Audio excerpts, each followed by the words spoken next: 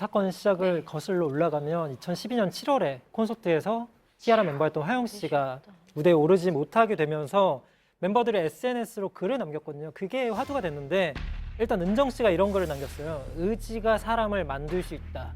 정말 핫 키워드였죠. 이 해의 가장 큰 이슈어였는데 네. 의지라는 단어가 처음 사용됐고요. 지연 씨가 여기를 받아서 의지, 예의, 배려의 차이라는 글을 또 남겼습니다. 그걸 또 받은 게 효민 씨였는데 의지의 차이라는 걸 남겼고 그걸 또 보람 씨가 동조를 했어요.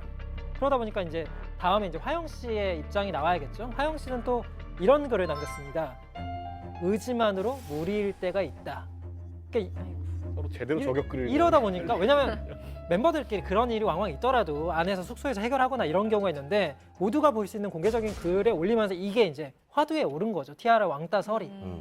사실 이게 참 컨트롤이 안 되지 않았을까라는 생각을 좀 해보게 되는 게 SNS로 남들이 다 볼 수 있는 상황에 이거를 주고받았다는 게 저는 좀 너무 안타깝다는 생각이 들고 결국 이제 의지의 차이 뭐 이런 거를 다 이제 주고받고 계속 싸우듯이 이렇게 했잖아요. 그래서 논란이 됐었고 결국은 화영 씨가 이제 공연에 대한 의지가 없다, 그리고 멤버에 대한 배려가 없다, 뭐 이런 걸로 이제 얘기가 해석이 된 건데 이것 때문에 아직까지도 이제 요즘 이제 뉴스가 뜨면 여전히 댓글 1위는 그래 의지의 차이 뭐 이렇게 여전히 이거 가지고 욕을 먹고 있더라고요. 그래서 참 이 비하인드를 알고 나면 참 안타까움도 좀 드네요. 이제 와서. 사실 뭐 이런 SNS 글들은 사실 저희들이 그냥 좀 해석하기 나름일 수도 있잖아요. 근데 이게 그 왕따설이랑 어떻게 직접적인 관련이 있다라는 걸 어느 부분에서 확신할 수 있는 거죠?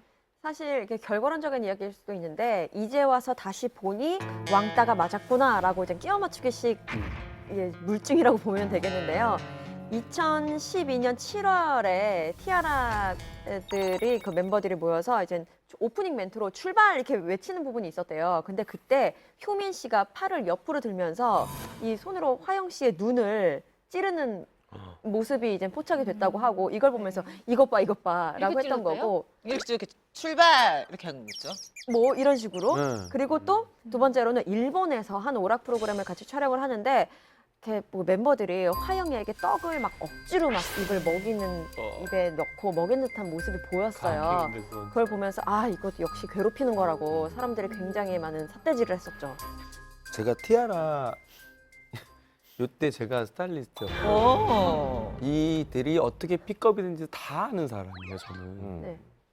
정말? 네, 근데 이거는 100%라고 얘기할 수 있는데 같이 공간 생활을 하는 그 왜 숙소 생활을 하니까 거기서 일어나는 팩트는 내가 잘 모르겠지만 제가 근황상 봤을 때 이 티아라 멤버들이 워낙 3년 4년 동안 돈독하게 다져놨던 그 터전을 그런 신인 친구가 와서 적응 못했을 수도 있지만 그 친구는 너무 이 친구들이 고생하면서 자랐던 걸 한꺼번에 봤다 보니까 이제 이 어떤 그 활동하면서 이 체계가 없었던 거죠. 네. 이 친구가 소위 말하면 좀 버릇이 없고 뭐 이런 것들을 충분히 저희 스태프들도 다 느꼈었기 때문에 그 폭로전에 대해서는 제가 단호하게 말씀드릴 수 있는 거는 티아라 잘못은 없다라는 거예요.